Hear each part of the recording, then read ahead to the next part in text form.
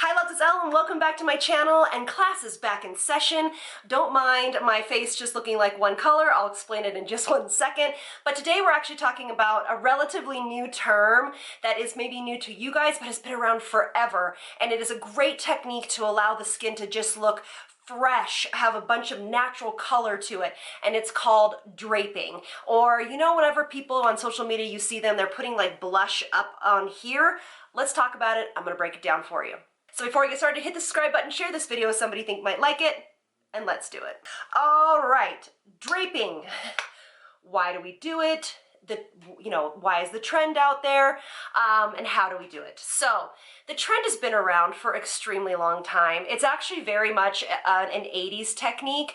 If you've seen my videos from many, many years ago, or you have been a consistent squad member for that long, you've actually seen me talk about this technique. It's funny that techniques kind of come and go, and then they kind of pop up randomly. I think it's when the younger generation find this, and then they're like, oh, look at this new technique. But anyway, which I love, and I'm happy that they're enjoying this. But it's called facial draping, or draping blush, or blush draping.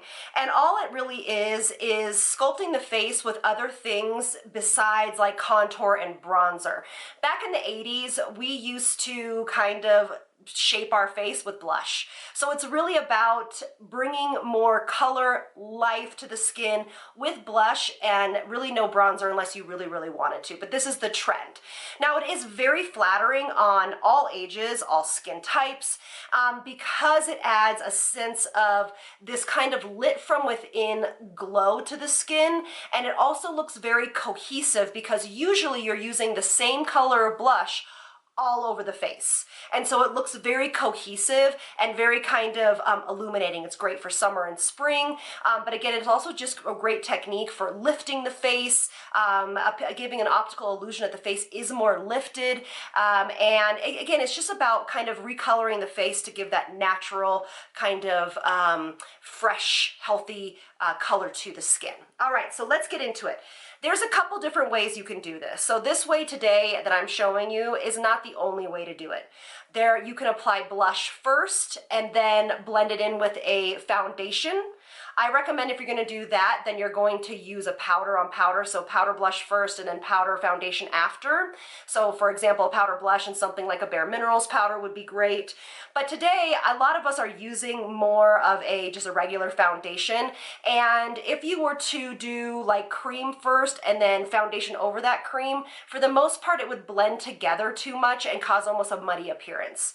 So we're going to do it a little bit differently. We're going to do it the Elle way. Literally, I've been doing this on clients for so many years. It's just funny that this is coming back. All right, so what I'm going to do is I'm first going to start with a cream blush. I'm going to start with the Tower 28 cream blush, and this is more of an orangey color. It's something that I wear almost on a daily basis. It's called Golden Hour. I am going to take it on a beauty sponge. Don't mind this, my sponge is super stained. It is clean, I can't get this one part of it out. Okay, so what you're going to do is you're going to apply the blush at the high points of the face. So let me get my little mirror. Okay, so we're going to apply this first layer, and I'm going to apply a little bit more so you guys can see what I'm talking about. So we're going to go like this, and we're going to bring it just a touch under the eyes. I don't have any concealer on yet, but I'll show you kind of why in a second. I don't have any powder on, all I have is my foundation on. And then we're going to do the same thing on the other side. If you are using a blush that dries down really quickly, do this in sections. So do this side first and then move to this side. This blush actually is very malleable. I don't have to rush with it. Then you're going to put a little bit above the top of your eyebrow, so like where the eyebrow kicks up. And if you wanted to, you could pop a little bit onto the brow bone. I don't love that, but it is a little bit of a lifting technique.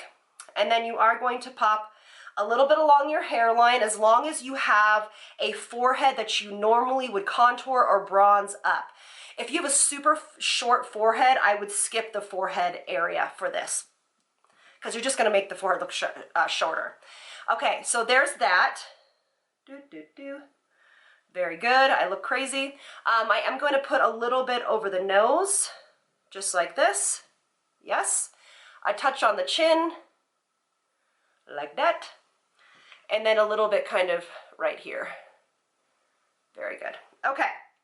Now, since I used a brush with my foundation, I would say that it's best to just use this brush with the foundation you've already used in those sections. So don't start doing this and start bringing that color all the way down, because it's going to defeat the purpose. So what I mean by that is I'm going to take my same brush with my foundation, and I'm just going to kind of start to do these little stippling motions, bring these two together so it's around the temple here.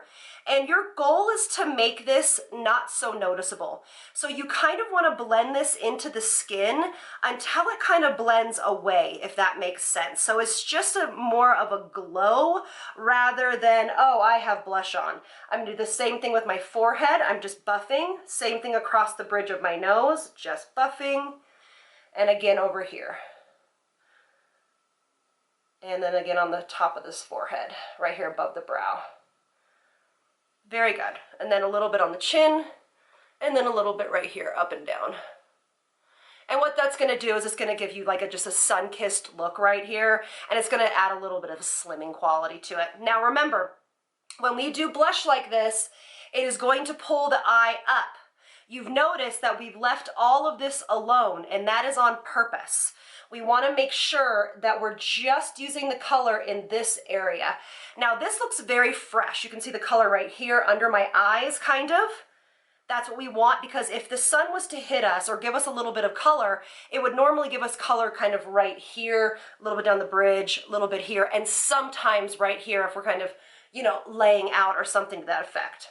Now, if you're just a natural girl and you don't want to powder this or do anything like that, then you honestly could just put, you know, your brows on and a little bit of concealer, and I'll show you how I do my concealer with this look. So I'm just taking this concealer just like this. This is the KVD Beauty concealer. I'm going to take it on the Angie's Hot and Flashy concealer brush, I think it is. And I'm just gently pulling it right here on the inside corner of my eye and very gently bringing this out. And then I'm going to blend these two sections together, kind of where the blush meets where I'm putting my concealer. There that is. And I'm going to still take my foundation brush and just kind of tap this in and tap this in together and just make sure it looks all seamless and blended. Now again, you could just go about your day, pop your brows on, and you're good for the day. But for me personally, I'm going to take a little bit of my Charlotte Tilbury powder, and I am going to give this a little bit of a mattifying kind of effect because I want it to feel balanced. So I'm just going to mattify the center of the face, just right here. Mattify, mattify, just a little bit. Don't want to take that signature glow away. Just a little bit right here. There we go. And you can see I'm not really putting a ton of powder over that cream blush because I don't really want it to go away too much. All right. Now this is my trick whenever I do draping like this, is I take a different color blush. So I'm going to take, this is discontinued, I'm sorry. It's the Ambient Blush Lighting Blush Quad in Ghost, and it's by Hourglass. So what I'm going to do is I'm just going to take, like, see how this color has a little bit of peach in it and a little bit of pink?